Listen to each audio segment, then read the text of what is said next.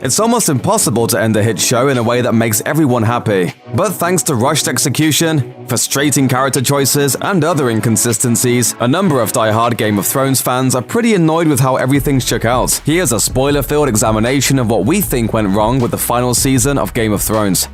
For the first 5 seasons, showrunners David Benioff and D.B. Weiss were able to mostly follow Martin's books as a direct template, and many of the show's most beloved and infamous moments, including the execution of Ned Stark and the red and purple weddings, were directly out of the source material. Benioff and Weiss did make some welcome adjustments. In the 5th book, Tyrion wanders around for what feels like years before meeting Daenerys, whereas in the show, they team up pretty quickly. But for the most part, they stuck to the literal script in front of them. However, once the show's 5th season ended, so did the source material. The next book in Martin's series, The Winds of Winter, is still unfinished, and once Benioff and Weiss ran out of source material, that's around the same time many fans started complaining about being unsatisfied with the handling of the show's overall story and writing, even though Martin himself guided them through the final acts of the series. Obviously, Benioff and Weiss aren't without talent, since they built the show fans grew to love, but Martin is naturally better at manipulating his own story, and problems began to arise when the showrunners were left to their own devices.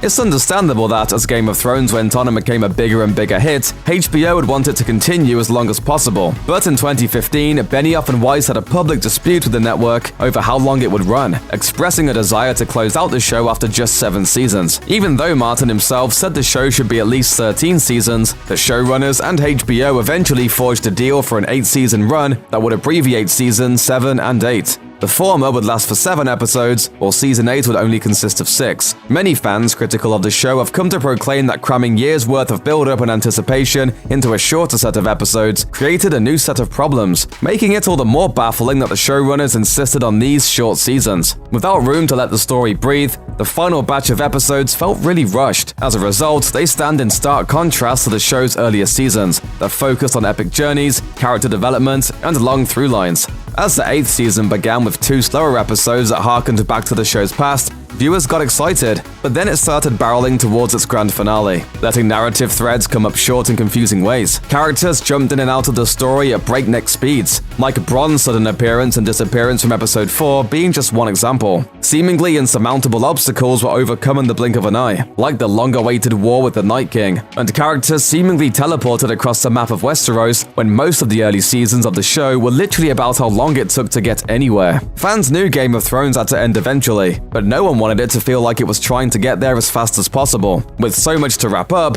it's ultimately disappointing that the showrunners let the characters and plots suffer on the road to the finish line. The biggest and most unfortunate side effect of the rushed pace of Game of Thrones' final season is that while some of the plots and developments were exciting and welcome, their execution left something to be desired. While there were plenty of issues to tackle, Daenerys' battle strategies, Missandei's exit, Euron's temporarily impeccable aim, Cersei's maybe real pregnancy, or how Bran became king after doing basically nothing for the entire season, the worst example is Daenerys' sudden pivot into madness. After seasons of barbecuing her enemies and conquering lands beyond Westeros, fans were anxious to see if Daenerys would follow in her father Aerys' footsteps and become the Mad Queen. In the end, it makes sense that she did. Audiences have been tracking Daenerys' vengeful, unhinged impulses right from the beginning. But the only clear build-up viewers got for Daenerys' full-on descent into insanity was her enraged reaction to Missandei's death. For a character who was always committed to justice, some felt it was unearned to let her torch thousands of innocents in King's Landing. Instead of letting Daenerys experience a complex and fascinating character arc as she succumbs to the madness she once so feared, the show did her slow, steady growth to that point a disservice, and arguably made a mockery of one of its best and most interesting characters. Daenerys' quick heel turn to Mad Queen is certainly one of the most obvious examples of Season 8's uneven character development, but she's not the only character to suffer during the final season. If you want to know where Season 8 went wrong with its characters, look no further than Jaime Lannister. Jaime started Game of Thrones off in a pretty bad spot, morally speaking. You know, trying to kill a little kid because he caught you having sex with your twin sister is definitely frowned upon. The things I do for love.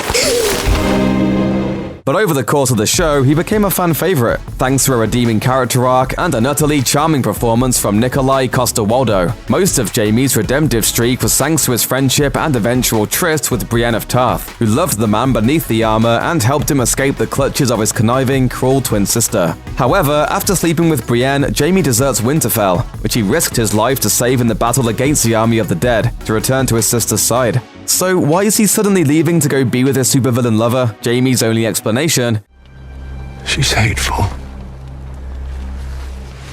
And so am I. Some fans got their hopes up that he might actually be returning to King's Landing to kill his sister, but in the end, Jaime and Cersei reunited just to die in each other's arms. With this one move, it's hard not to argue that Benioff and Weiss undid years of character development, giving one of the show's biggest characters one of the least satisfying conclusions they could have chosen. And let's not forget about the other half of this pair of doomed dummies.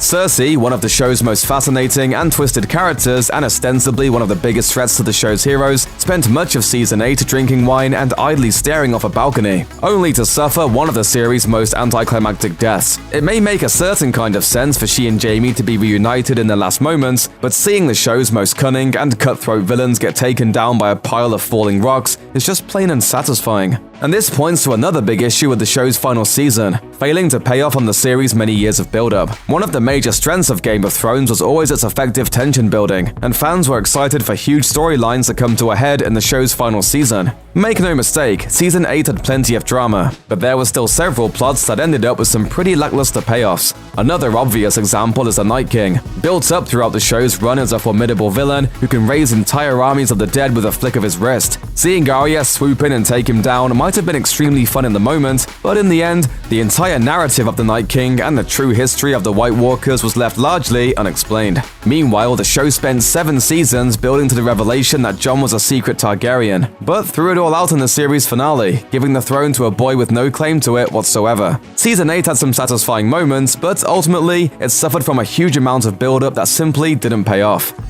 On the subject of lots of build-up without much payoff, right from the beginning, Game of Thrones was rife with prophecies, focusing on everything from world saviors to poisoned wombs and fateful deaths. Since some of the prophecies came true during the show's run, like the prediction made to Cersei regarding her marriage and children, it stood to reason that the rest of the prophecies introduced would end up being extremely important. Turns out, this wasn't the case at all. With most of the show's prophecies abandoned by the final season, it's hard to understand why they were ever introduced.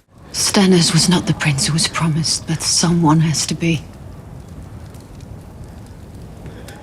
One of the earliest prophecies made in the series concerns Daenerys and her childbearing capabilities, which is made by a vengeful witch who tells Daenerys that, more or less, she will never be able to produce any heirs. Daenerys fully believes this, telling Jon as much and treating her dragons as her children. But in the end, Daenerys' fertility had as much importance as Ed Sheeran's bizarre cameo. Daenerys was also a possible contender for the seemingly all-important theories about Azor Ahai and the prince or princess who was promised. But in the end, those prophecies also fizzled into nothing. Again, it makes sense that the series would make some cuts to the narrative as it honed in on its final episodes, but after seasons of repeating these prophecies, seeing them come to nothing is a disappointment.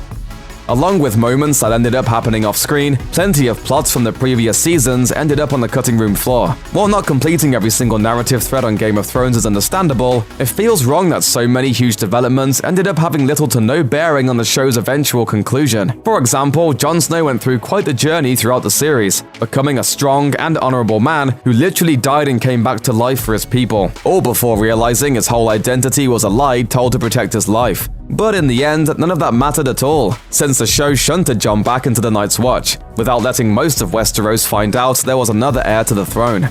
Arya spent 2 seasons training with the Faceless Man, and while she might have picked up the stealthiness and weapons training that allowed her to take down the Night King, it seems odd that she didn't face swap once during the final season. These examples are just scratching the surface, after placing so much emphasis on the religions of Westeros in previous seasons, from the Red Priests and Priestesses to the Old Gods and the New, those were all basically thrown out and forgotten by the show's end. Some plots were likely sacrificed for a reason, but this many feels kind of ridiculous. It would be impossible to include every single character that ever appeared on Thrones in the final season, but it's frustrating that a few big names were left out entirely, especially when comparatively new and altogether annoying characters like Euron Greyjoy were allotted plenty of screen time. I'm the man who killed Jaime Lannister. Shut up, you idiot!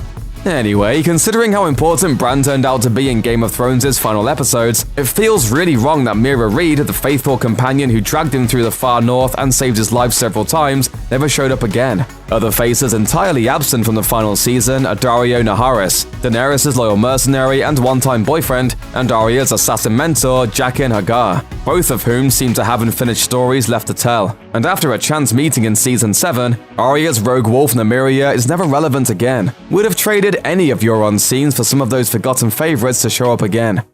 I'm going to put a prince in your belly. No, seriously dude, shut up. One of the biggest questions of the final season was who would actually rule over Westeros. Ultimately, the question of who would physically take the throne was tossed in the garbage when Drogon, after finding Daenerys dead, torched the chair out of existence. But the fact remained that the Seven Kingdoms still needed a leader, and soon. The Seven Kingdoms didn't exactly end up with a leader, the Six Kingdoms did. After Sansa demanded independence for the North and became its queen, the new king of the rest of the kingdoms ended up being none other than Bran Stark, who seemed to already have a full-time job staring into space. As with Daenerys' descent into madness, Bran becoming king makes some sense in the context of the show overall, but to many fans, how it arrived there feels basically absurd. Tyrion argues that Bran should be made king because he had the best story of all. But let's remember that this character is sitting between his two sisters with way more interesting stories and actual leadership skills. Sansa became the badass queen in the North, while Arya transformed into a super assassin and literally saved the entire world. But sure, let's give the crown to the kid with mind control powers who just sat there and did nothing to beat his mortal enemy, the Night King.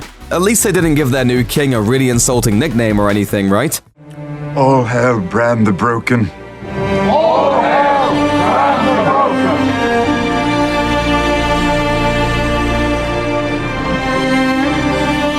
Broken! Well, never mind. Check out one of our newest videos right here. Plus, even more Looper videos about Game of Thrones are coming soon. Subscribe to our YouTube channel and hit the bell so you don't miss a single one.